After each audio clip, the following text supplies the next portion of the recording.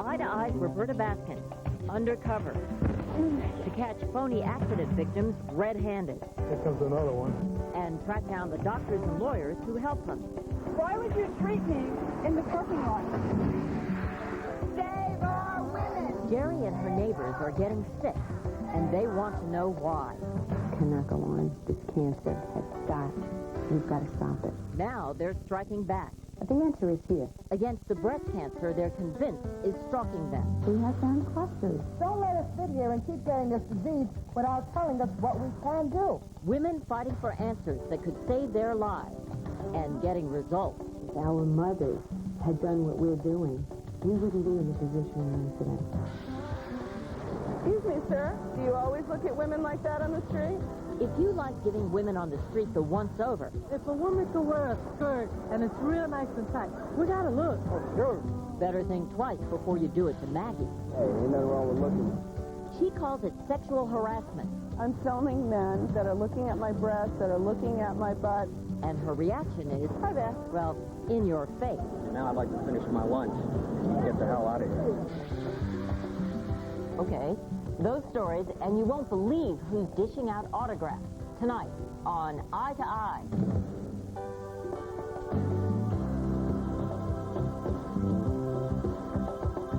It's Eye to Eye with Connie Chung, with correspondents Bernard Goldberg, Edie Magnus, Russ Mitchell, and Roberta Baskin.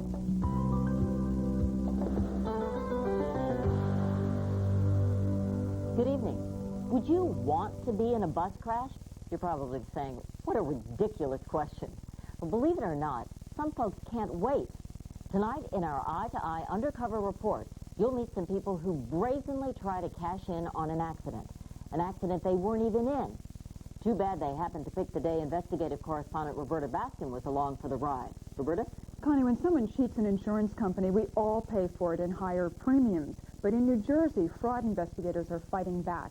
And for the last 6 months, we've been working undercover in a sting operation designed to catch the cheats red-handed. Do you want to see the insurance scam in action? Fasten your seatbelts.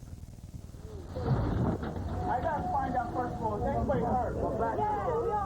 This accident on the streets of Newark, New Jersey may look like just another fender bender, but nothing is as it seems, because these passengers aren't really passengers. Come back here, yo. I want to get paid right now. And this is no accident.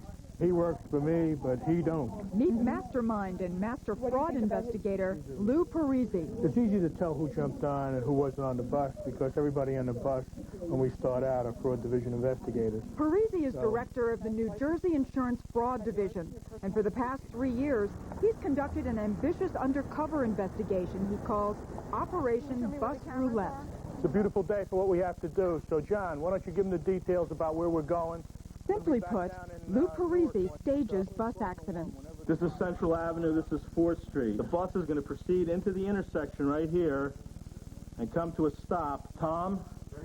All right, you're going to be in the nail car. You're going to come up behind and give it a sock.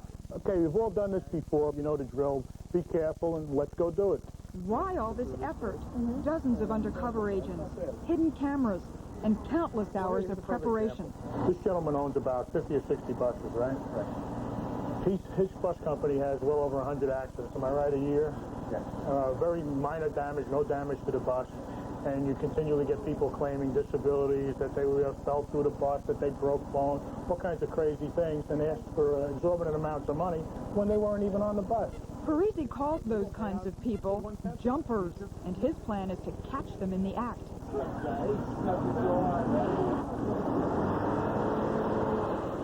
The bus leaves right on schedule, filled with undercover fraud agents and our own hidden cameras. Everyone on board anticipates the impact.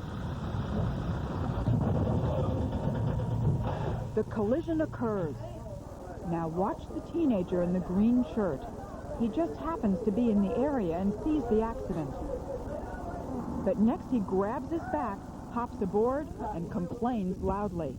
Hey, yo, my back hurt, yo. I want to get paid right now. I saw you. I saw you. Sitting on the bus right now. All right, no problem.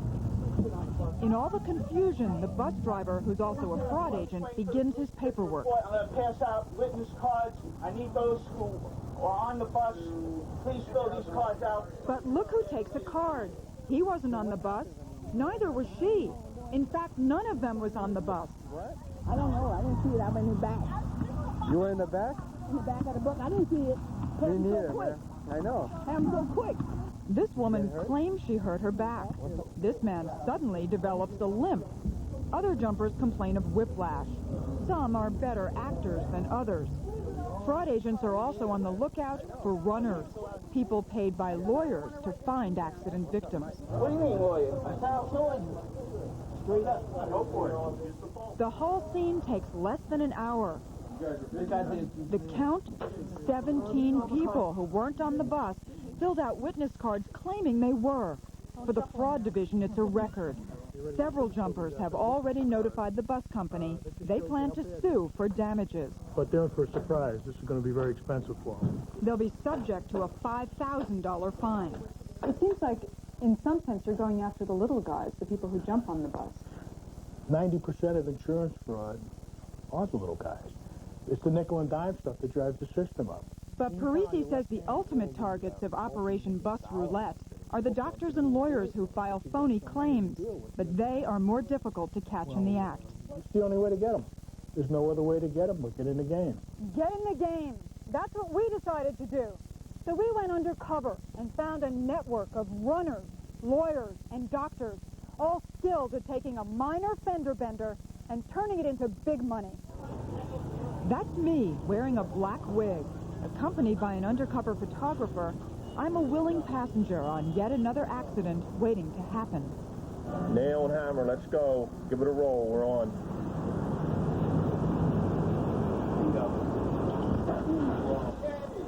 It takes less than 30 seconds for the first jumper to make her move. Bingo, 1, 2. Here comes another one.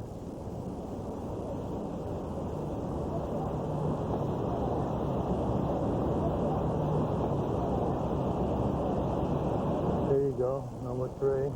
I start talking to one of the jumpers, Wilson Crawford. He has an attorney for me to see. Put my name on your piece of paper. I refer you. Okay. Wilson? So he'll refer you to a doctor. Okay. But I'm going to the hospital. I'm trying to go through the whole 9 yards. Even paramedics and police don't know this accident was set up by the fraud division. And eventually, all 3 people who jumped on the bus head for the hospital. Okay. But we can make some money out of this? How much do you think? How much do you think? Oh, it should be a couple of thousand, more than 10. 2,000. Maybe a little more. Wilson Crawford goes the whole 9 yards all right into a hospital bed. I pass up the hospital exam and go straight to the attorney Crawford recommended. I use the name Shelley. I'm told to meet with John Chavez, a claims representative in the law firm. I just wanted to find out, what I should do. Okay. We'll send you to a doctor in the area. Physical therapy. Okay. You treat. At no time do I ever say I'm injured. How long do you think I'll have to go? The doctor will, basically. You'd figure like 2 months, Okay.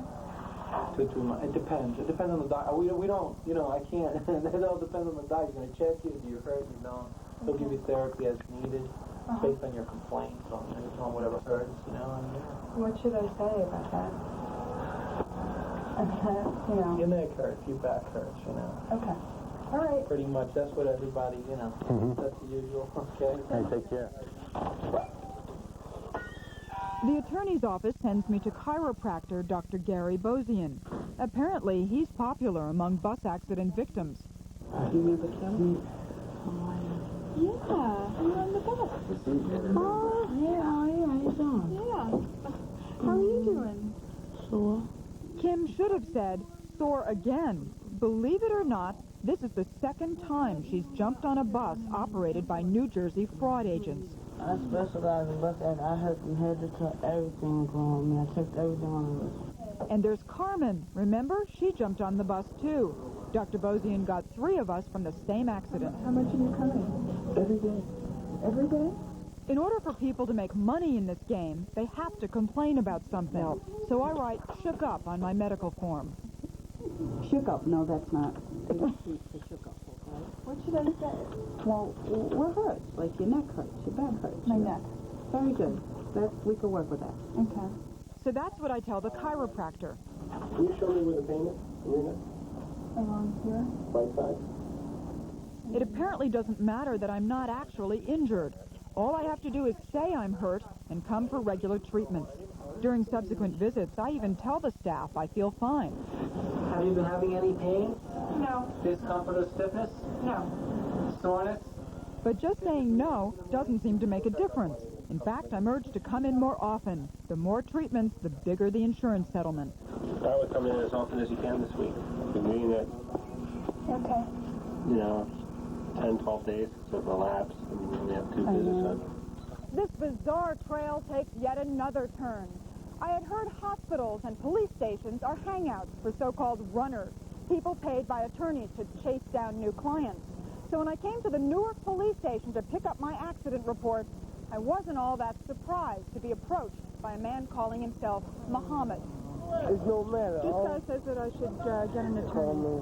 Yeah, go get an attorney, go ahead and do it. He file a lawsuit, you get about $10,000. 15 or $10,000. $10,000? In 6 months. It turns out fraud agents consider Muhammad one of the top runners in the city. What's up, sir? All right. Yeah. Without wasting a moment, Muhammad escorts me straight to a doctor's office. Hey, Muhammad, nice to see you. This is Dr. Henry Sherman, a medical doctor who specializes in accident cases. What part of your body do you hurt? My back.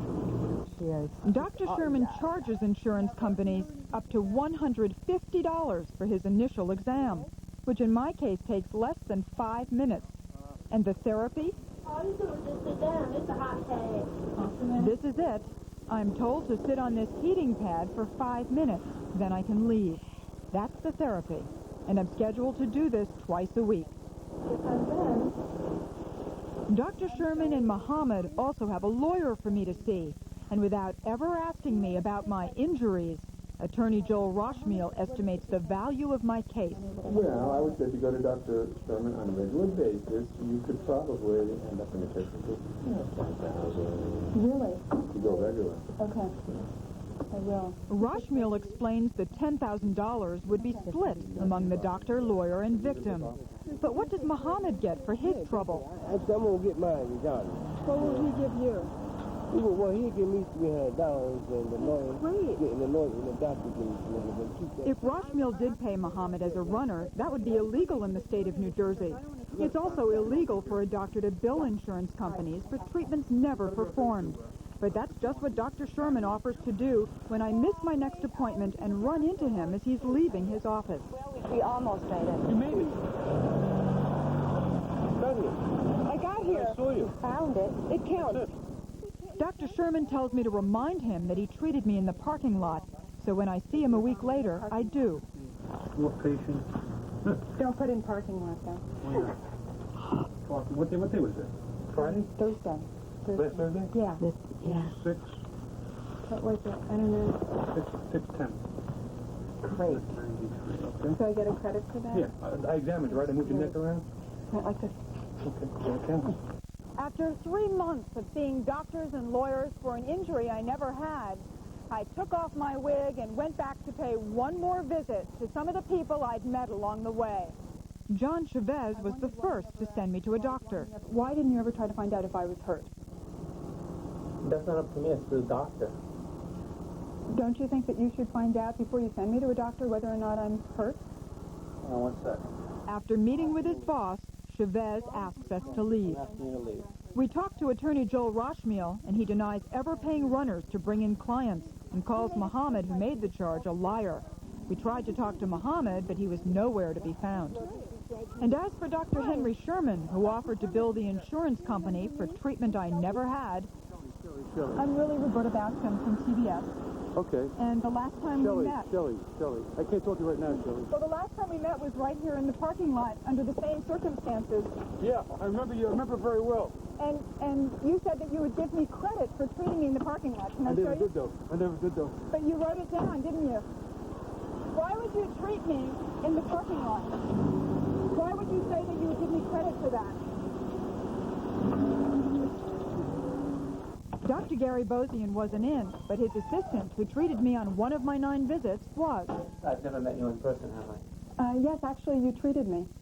And I came here for a number of treatments over a bus accident. But I wasn't really injured, but I kept being encouraged to come back for treatments. And I wondered why. Well, I'm an employee here, and I just follow the protocol of this office. If somebody says that they're hurt, can you tell if they're not? Well, there are tests to do to see if somebody's, trying to fool you or not. So you would be able to tell? Well, within certain parameters, I think you would. Could you tell that I wasn't hurt? Well, if you're... He couldn't really answer that question, nor explain why the office was treating other phony accident victims like Kim.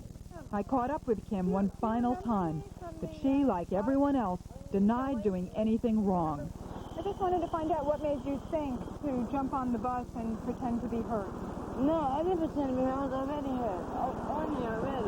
You saw the bus and then you jumped on it. No, you're wrong, lady. You're wrong. It's not following with that. That's harassment.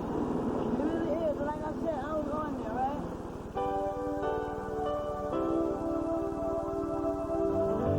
Just this week, Dr. Henry Sherman was indicted for insurance fraud, charging for treatments never provided. He faces up to $7 million in criminal and civil penalties. Fines are also going out to over 100 other people nabbed in the sting. The joint operation between New Jersey insurance fraud investigators and U.S. postal inspectors continues with a word of warning, Connie. Don't play Operation Bus Roulette. All right. Thank you, Roberta. Still ahead, if a woman comes up to you on the street and says, "Are you looking at me?" make sure it isn't Maggie. But next, they're convinced their neighborhood is a magnet for cancer, and now they're doing something about it. There has to be some kind of common denominator to draw all these people in one tiny little community to have the same disease.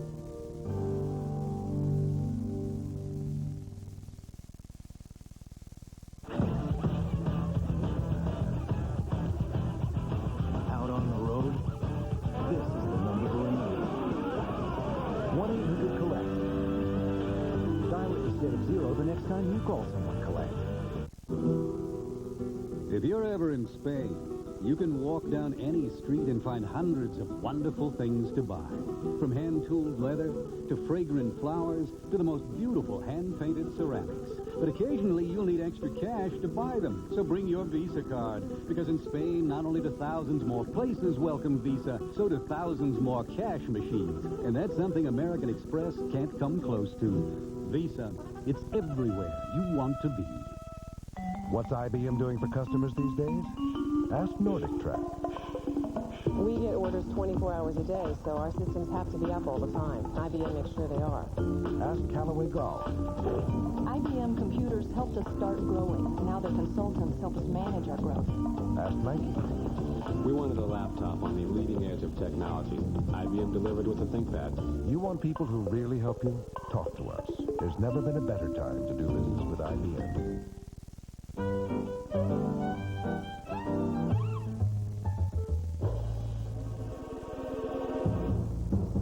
The Chocolate Lovers Festival at Baskin-Robbins. For hundreds of reasons, or no reason at all. I'm Harry Smith. Sometimes it's tricky keeping your child safe. We'll show you some child safety tips that could save you a lot of grief. And what's new in school products? We've come a long way from paper and pencils. Also, find out what Gene Siskel thinks about The Secret Garden. It's all tomorrow on CBS This Morning. Breakfast for your head. Don't look back. You need a place to hide, and you need one fast. Toby Riappel is on the run. Next stop, Angel Falls. Series premiere next Thursday. If a picture is worth 1,000 words, this picture on the cover of last Sunday's New York Times Magazine may be the most graphic statement a woman with breast cancer could make. It shows a woman who has had her breast removed. The title, You can't look away anymore. If you think that's meant to shake you up, you're absolutely right. Small armies of women with breast cancer have increasingly become suspicious that the enemy within them is linked to a common enemy around them. And as Edie Magnus reports, their cries of anger are finally being heard. Edie? Connie, we went to a place where lots of women are getting breast cancer. It's one of several so-called hot spots around the country, and nobody really knows why. But if these women have anything to say about it, we may just get some answers. I have 20 friends with breast cancer. I had breast cancer. I don't know anybody who is still alive with breast cancer. And I've come to know 3 of my neighbors who have it also. Unfortunately, I have 3 neighbors that died of breast cancer. Somebody's mother, somebody's sister. And it's sad watching the families. A very good and close friend of mine has just been diagnosed. Yes, it's around my neighborhood. There were 7 of us diagnosed with Long Island is a beautiful, beautiful place to live, and I'm becoming very scared to stay here. On Long Island, New York. Make sure you take surveys. How many?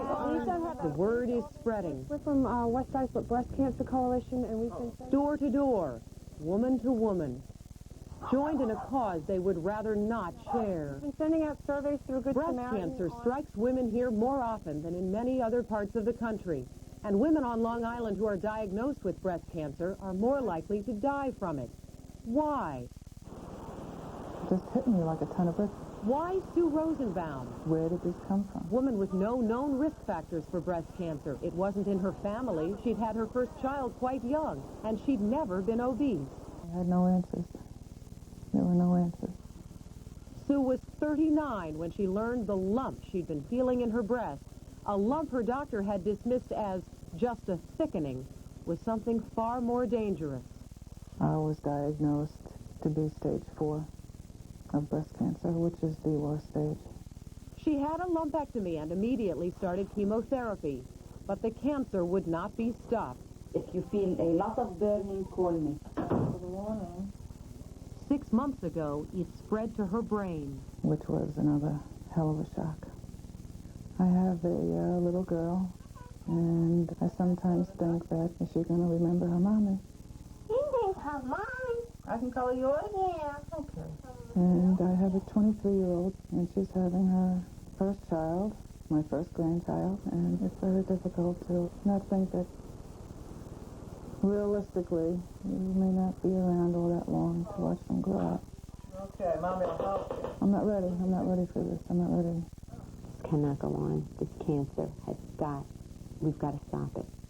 Why Jerry Barish, a woman who found her lump even when a mammogram showed nothing was there? Jerry's mother died of breast cancer. That could explain why she has it. Still, she wonders. In my house, the original owners, I understand, died of cancer. My son has cancer. I have cancer. That's 3 cancers. My dog had cancer. And what does that mean? To me, it means that there's definitely something in the environment going on here. In the house that I formerly lived in, I lived across the street from an inactive toxic waste site. Is that why Liz LaRusso has breast cancer? She, too, had no known risk factors for the disease. But at 41, she's battling cancer and the odds. After a mastectomy, chemotherapy, and radiation, it still spread. It's in my spine and in my hip. My daughter, when she first found out that I had breast cancer, one of her first questions was, will I get breast cancer too? Yeah, it's your turn, and you just get me things a lot. I do not want my daughter to have to hope for a miracle to be able to see her children grow up. It's not clear whether there's a unique threat on Long Island. Across the country, from California to Illinois to Massachusetts, there are communities where the incidence of breast cancer is even higher. But that only begs the larger question, why do women get it? Only about 1 woman in 3 can point to a specific factor that put her at risk. So what about the other 2? Why did they get it? Could it be something in our environment? A generation ago, breast cancer was a shameful secret that most women kept to themselves. But not anymore, and certainly not here. We're doing it for little girls like her. Too many women know too many others who are sick or dying from breast cancer. They've watched the AIDS movement grab government by the throat, and now they're asking publicly, what about us? We want to know, why have I and so many of my friends come down with breast cancer? On Long Island, shame has given way to a determined search for answers. We can do it. To awareness. We will do it. To alarm. We must do it. And to anger. Let's eradicate breast cancer. Thank you. We are angry that there has not been a cure or a cause or anything, or even a blood test. They have one for prostate cancer. They don't have one for breast cancer. Why? When Lorraine Pace was diagnosed with breast cancer last year, she had 20 other friends who had it too. The women began to meet, and then they decided to do something that the scientists had not done, to find out why, by first finding out where. And you're coloring that in yellow. What does that mean? Positive for breast cancer. In other words, the person in this house that filled out this form has breast cancer. The group surveyed nearly 9,000 women in their community, and they're compiling the information on a map. Yellow for breast cancer, pink for benign breast tumors, blue for no breast disease. We have found clusters, and there's got to be a reason for it. There's suspicion that what appear to be cancer hotspots are caused by some hidden culprit in the environment. Pesticides, maybe, or power lines, something in the water, the soil, or the air. But if you look at it, any untrained eye, as ours, will say, wow, there's a lot of breast cancer. There has to be some kind of common denominator to draw all these people in one tiny little community to have the same disease. The federal government did do a study of Long Island's breast cancer rate and came back with an answer the women did not want to hear. It's not the environment on Long Island, it's the people who live there. If you're affluent, if you get your period early, if you have your children later in life, if you're Jewish, the report said, you're more likely to get breast cancer. And why are they laying the blame on the women themselves? That study infuriated the women who don't fit the profile. The risk factors are if you're Jewish, wealthy, overweight, you have a higher incidence and chance of getting breast cancer. So what does that tell everybody sitting here? You don't? When most of us have it and we're none of those? I don't fall into any of those categories at all. I've even dug back into my family tree to ask the grandmothers, the aunts, did anyone have breast cancer? No, we're heart attack. Their study reflects their blame the victims. If you get cancer, it's your fault. Dr. Samuel Epstein is a professor of environmental medicine at the University of Illinois Medical Center. You do the wrong thing. You smoke too much. You drink too much. You eat the wrong food. You've chosen the wrong parents. Your fault, not the fault of our environment. Dr. Epstein claims there's substantial evidence that contaminants in water, air, and food on Long Island and elsewhere may indeed promote breast cancer in women. The literature has showed for 3 decades evidence on carcinogenic pesticides inducing breast cancers in rodents, the fact that some of these pesticides and pollutants will concentrate in women's breasts. But is there a causal link? Deborah Davis, one of the Clinton administration's new advisors on breast cancer research, acknowledges that not enough time or money has been spent looking for a link between breast cancer and the environment. I think that most of the money has gone for research on the known risk factors to confirm those. And unfortunately, we've been a little bit like the drunk that looks for the keys under the lamplight because the light is better there, but in fact maybe we need to look someplace else. And everyone now agrees there's reason to further investigate Long Island. Many of the homes here sit atop land once used to farm potatoes, and for decades, farmers poured hundreds of thousands of gallons of pesticides into it until use of the chemicals was discontinued when traces turned up in groundwater. There are so many possibilities. These are the things that the scientists have got to come in, and they've got to sit down, and they've got to start studying and start picking apart. Because the answer is here. There is an answer. If you look at this, there's so many cluster cases. Is the answer staring these women in the face? Are the cancer clusters meaningful? No one really knows. All these women do know is that doing something is better than doing nothing. If the scientists were to ask us to go out and count all the grains of sand on Fire Island, and we would find an answer, all of us would do it. But don't let us sit here and keep getting this disease without telling us what we can do. You cannot sit home and be afraid and wait for the other shoe to drop. Do you honestly believe that the government is doing nothing? They're not doing enough. Do you know how many women in this little small community have aunts had called us up and said, look, we filled out your survey.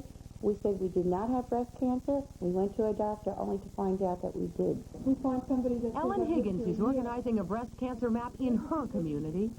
She said that her survey is going in Newsday. Sue Rosenbaum's community is doing one, too. Save our lives.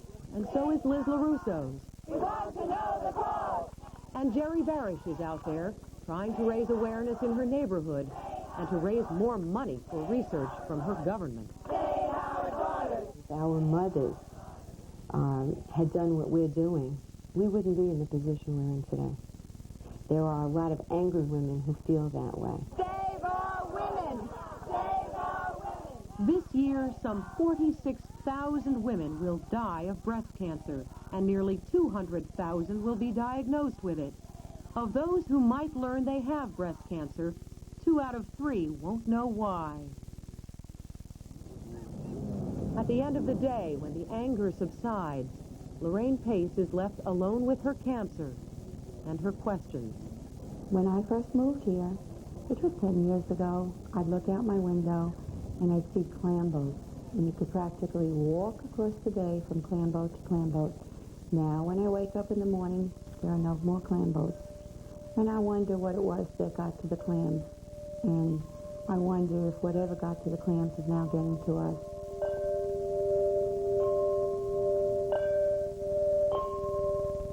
All the grassroots pressure is having an effect. In June, President Clinton signed a bill calling for a new study of the environment and breast cancer, which includes Long Island. And the government plans to spend $424 million on breast cancer research next year. Connie, that's an increase of more than $200 million over this year. Thank you, Edie. When we come back, if you're standing on the corner watching all the girls go by, better change your tune before this woman shoots you. Oh, so you weren't looking at my butt? Probably were.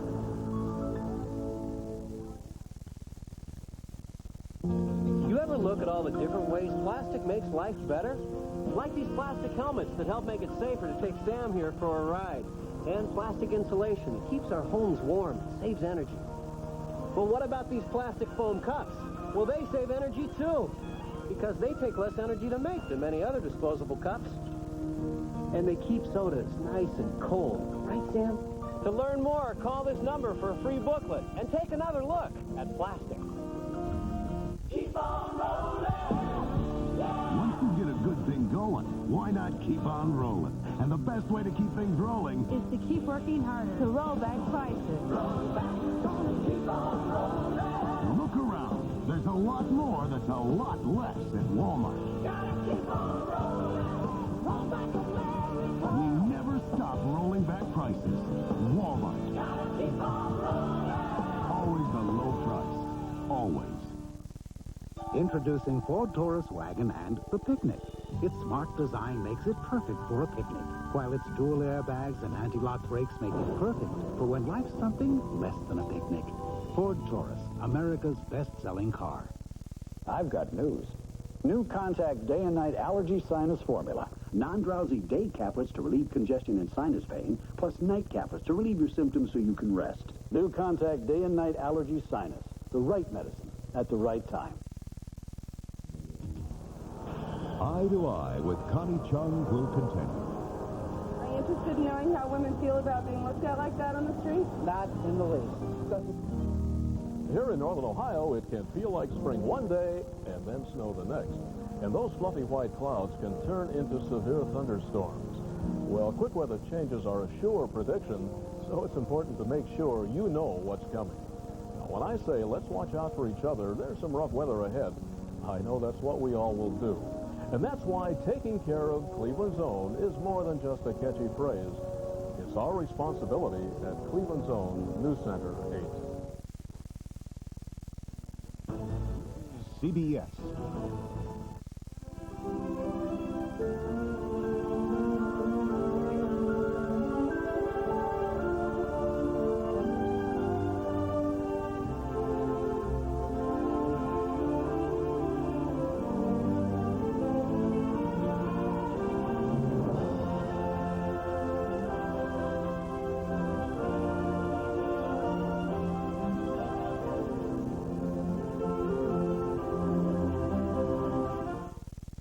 Introducing a Honda rarity.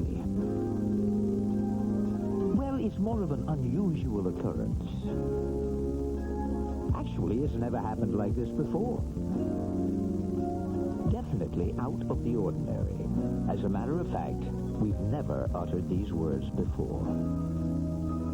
And though it's our first, at these prices, they're not gonna last.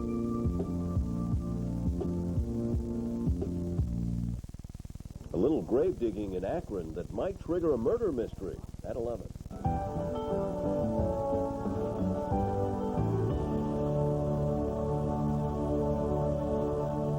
Is there a man in the house? I want to ask you a question. Do you behave yourself when you're out on the street? Of course you do.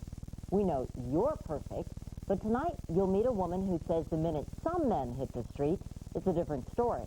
And she says she's got the pictures to prove it. You're not allowed to call it girl watching anymore. But watch this, and this, and this. We took two women for a stroll last week on the sidewalks of New York. Jillian is an aerobics instructor. Robin's a biologist. But it's not their careers these guys are interested in. Take a good look, fellas, and be glad you're not staring at Maggie Hadley West. Excuse me, sir.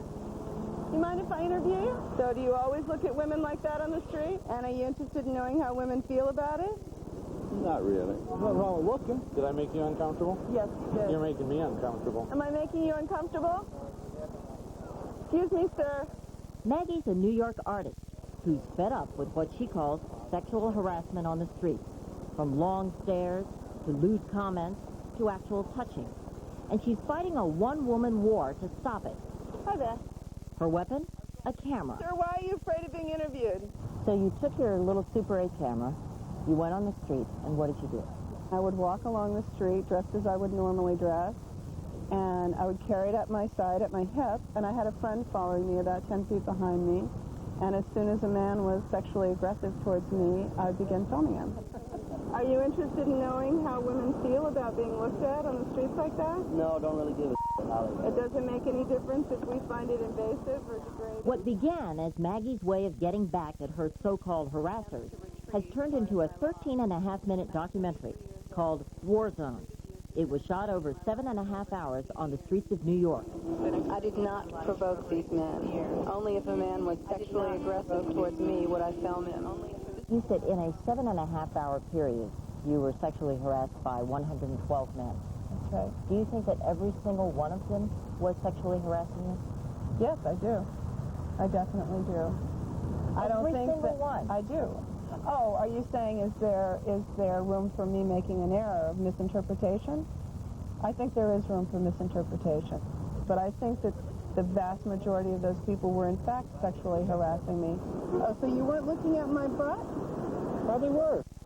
Trouble is, no one seems to agree on where to draw the line between harmless behavior and harassment, as we found out when we took Maggie to several cities around the country. Well, I don't think I did anything wrong. Nobody's saying you're a horrible person.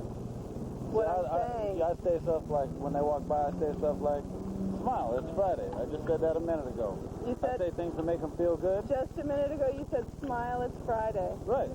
And a girl smiled. She was going that way. Are you interested in knowing how women feel about being looked at like that on the street? Not in the least. Doesn't concern me at all. How about look you? at it in what sense? We weren't leering. Well, you've made your point. What was my point? The point is that I should correct myself as the way I look at women. Finding yourself on the receiving end of Maggie's camera is not exactly pleasant, and that's just how she wants it. And do you know that women live with the fear of rape? Aren't you taking it a bit far? I'm not saying that somebody that looks at me is going to rape me. What I'm saying is that women live with the threat of rape. And if somebody is checking them out in a sexual context on the street, it definitely brings up those feelings of fear for your safety, which are related to rape. Hi there. Could we please all grow up here? Asa Baber writes about men for Playboy. Am I saying that I don't care that women are raped on the street? Am I saying that I don't care they're harassed? Not at all. But I'm saying we got to work out some livable rules. Personally, I don't think that a look is a rape. It's just that simple. I think we still live in a country where looks cannot get us thrown in jail. Maybe not jail, but Northwestern University law professor Cynthia Bowman says there ought to be a law. Well, I mean, if we can pass a law saying you have to clean up after your dog, surely we can protect women from being vilified with degrading language to them on the street. The abusiveness is so much in your face. California State Senator Tom Hayden has taken Bowman's ideas one step further. His bill would punish severe forms of sexual harassment with a $25,000 fine. That scares the ACLU's Margaret Pena. We are starting down a very slippery slope towards curtailing free speech as we know it today in public places. Until, 20, 30 years down the line, we will have speech police running around writing us all tickets for not saying what is a socially approved thing at the time. I didn't know you were feeling objectified, baby. In fact, we wasn't looking at you for no particular reason. We were just looking at you.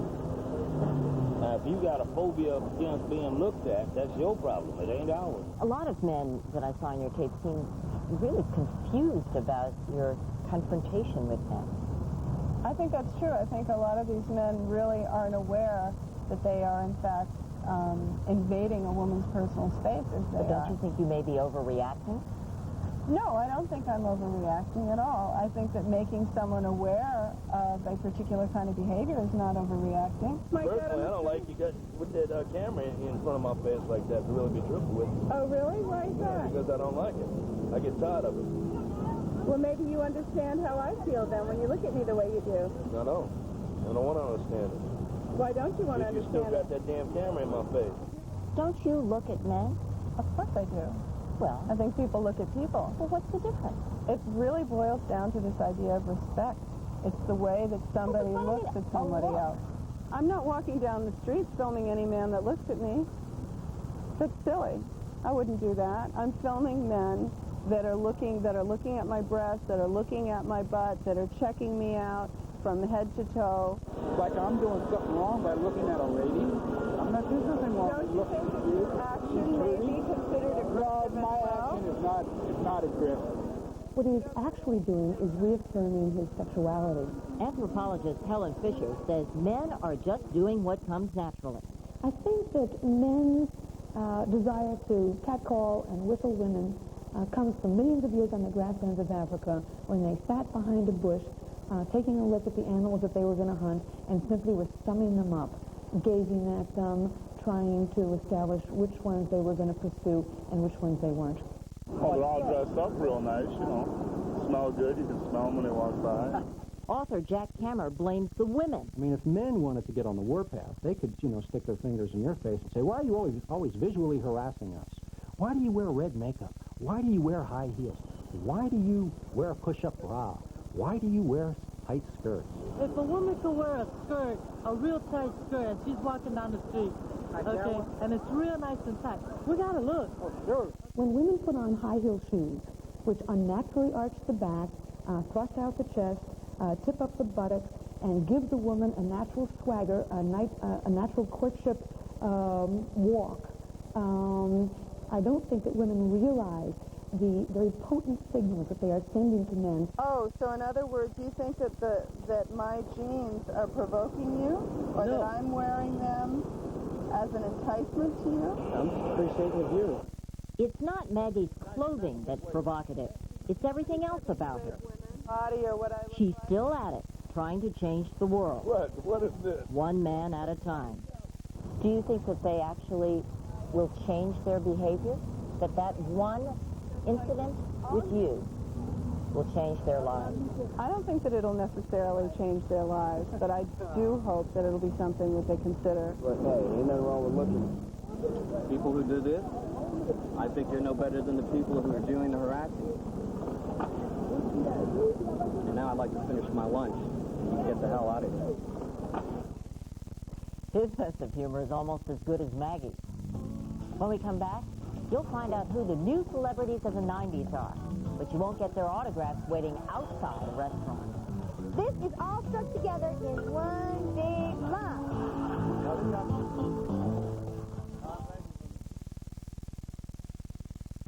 Teach the the children well.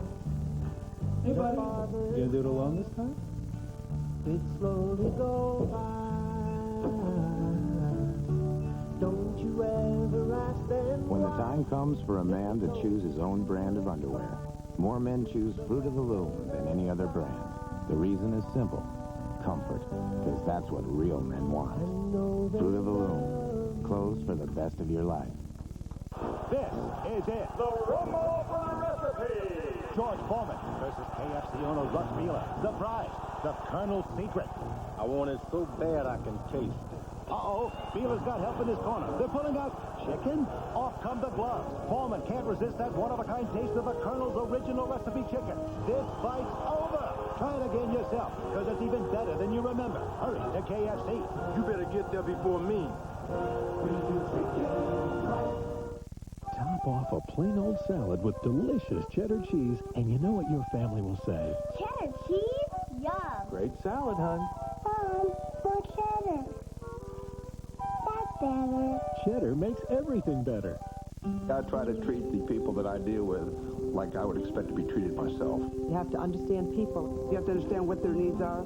Deliver more than you promise and hang in there till you get the job done. Century 21, rated most professional in real estate. Your back works hard all day. You need Sealy Posturepedic support all night.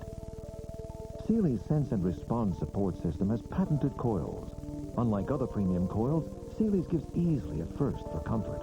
Then, as weight increases, it responds with increasing support, correct support. And only Sealy Posturepedic has this steel span foundation with steel beams, not wood. Posturepedic support, only from Sealy. Andy Warhol said, everyone will be famous for 15 minutes. And it looks as if almost everyone's had a turn. America has worshipped movie stars, rock stars, sports stars, even underwear designer stars. Well, guess who's up next? If you make a great kiwi pizza, it could be you. Our contributor, Pat O'Brien, has the story. Once upon a time, there was Boyardee, and Ben, and of course Betty. You tender, flaky pastry every time. Dinner came out of their tin cans and boxes, but we weren't even sure if they actually existed. So let's get on with our pie. Welcome to the French chef. And then suddenly there was that lady who talked funny. Here is our dear little old friend, the chicken. Julia Child became our first cooking celebrity. I want you with New York and Florida. Oh, good. And I think you're wonderful. The first of many more to follow. Have some cream cheese here. 1 large onion chopped. Couple tablespoons of olive oil. The frugal gourmet, Jeff Smith, hosts television's most watched cooking show. Oh, this is perfect. And here he is, delivering his 9th and newest cookbook to his editor. His last 8 books were all bestsellers, over 8 million copies. I can't believe it. We go into a shopping mall for a book signing, and, there are 1,100 people standing there waiting. And they cheer and holler. And People ask me for autographs in airports. Like a big party every night. You've got to be part of the party. You've got to be the entertainer. Today, if you can stand the heat, you can cook your way to fame and fortune. Sound check. testing, 1, 2, 1, 2. John Crean got the idea. Once a cook in the merchant marine, the millionaire motorhome magnate could become the Julia Child of the 90s. Really? Put some olive oil in the frying pan, okay? Yes. All right. How much? His television partner is Barbara Venezia, a California cable television producer. He built a television studio in his garage. And now they've whipped up a cult hit. Hot tip, Al. Look at this. This is all stuck together in one big lump. Another yum. The Tom Cruise of chefs is Wolfgang Puck. Spago, his celebrity hangout in Los Angeles, is a tourist attraction. His own wedding was featured on the lifestyles of the rich and famous. This is a cook we're talking about. There's a cookbook, appearances, a video. Almost like in your movies. Oh, and blood. And what rhymes with Puck? Buck. He hopes to see a lot of them with his frozen pizzas. You know, singers cannot perform in every little city, so they make records. And, you know, they make the money with the records. So hopefully one day I make some money with my frozen pizzas. Well, I'm one of your biggest fans. Here's another heavyweight, Mr. Louisiana Cajun cooking, Paul Prudhomme. He takes his fame with a grain of salt. Just because a lot of people recognize my face and know my name, you know, I mean, nobody, every time they see you, they don't hand you $100, do they? So that's why Prudhomme puts his name and face on a line of seasonings, and That's exactly what promoter Shep Gordon has in mind. 20 years an agent to the likes of Kenny Rogers, Alice Cooper, and Luther Vandross, Gordon is helping Prudhomme, Puck, and 30 other chefs and restaurant owners to realize their dreams. Gordon envisions a time when chefs have rock star status, make them famous, and sell them. Every chef wears a cooking jacket. They never sell space on their cooking jacket. Every chef has a menu. They never get an advertisement for their menu. Will this work better if it says Wolfgang Puck here? I don't know if it'll work better, but I know that it'll work. Actually, when you think about it, if a rock group can record a CD, go on concert tour, be on MTV, put out a book maybe, and sell the merchandise, what's wrong with the chef cooking a meal, selling the recipe, and the plate it was served on? This is a custom plate that I hired an artist to produce. It's a limited edition. They sell her in the restaurant for $100. And John Sedler has sold hundreds. A Chef Gordon client. Sedler runs the latest Santa Monica restaurant hotspot, Bikini. This is another plate we had custom made for the restaurant. This is a very zen dish. Well, not everybody is enamored about all this, notably the original, Julia Childs. Doesn't interest me terribly much as a concept, except kind of a cheapening or of using a glamorous position to make some money out of it and cheapen the whole thing. Brace yourself, Julia. How about a 24-hour cooking network? A new network for people who eat. I'm very excited about the Television Food Network and my new primetime show, People Tonight. The MasterCard Outstanding Service Award goes to... If nothing else, the Food Network will provide a television home for this, cooking's own version of the Oscars, the James Beard Restaurant Awards, acceptance speeches, and all. I'd like to thank the entire crew at Gotham for all their hard work. This year's winning New York City chef is Alfred Portale. You know, there was a time where if you told your parents wanted to go to cooking school, they would have laughed, but now things have come a long way for the chefs in America. Portale doesn't have an agent, but he does have a publicist, David Kratz. A lot of people find certain chefs, women especially, find them very sexually attractive. Sex sells also. So here's your new sex symbol for the 90s. Whether we all eat better or just end up paying more for our pots and pans, John and Barbara are just hoping for their own piece of the pie. You've got to be quick to do this.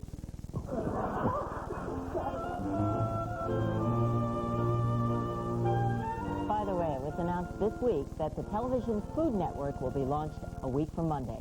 We'll be back in a moment. A man without a friend.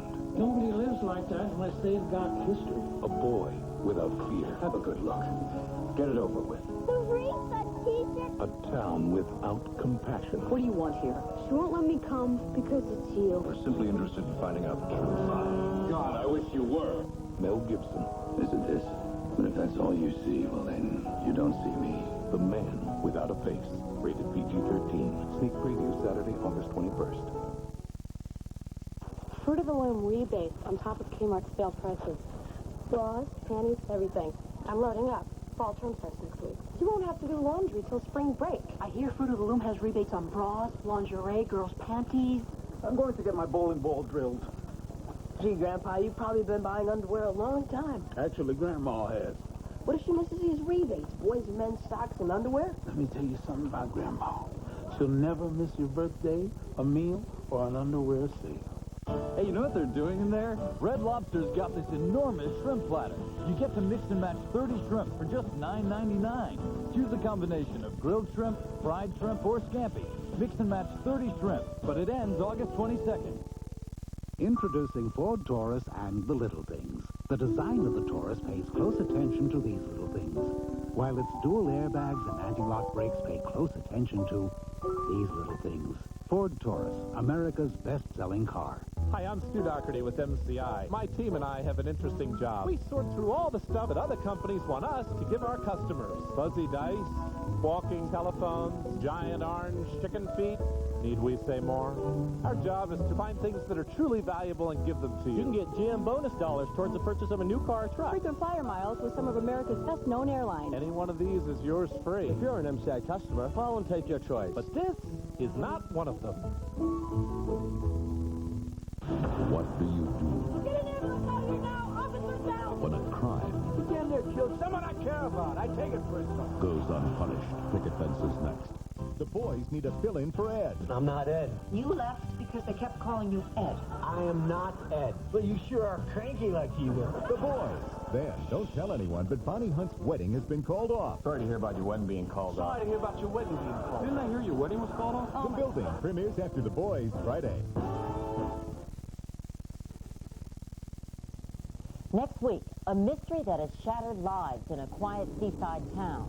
Why do you think you need that, Jamie? Makes you feel safer. I have to feel like I can protect myself. Jamie Fleming's accusations are almost too horrible to believe. His parents believe him, but does anyone else? You couldn't go to court with any of this. Children cannot fake this. It's true. No one knows. Like a big judge.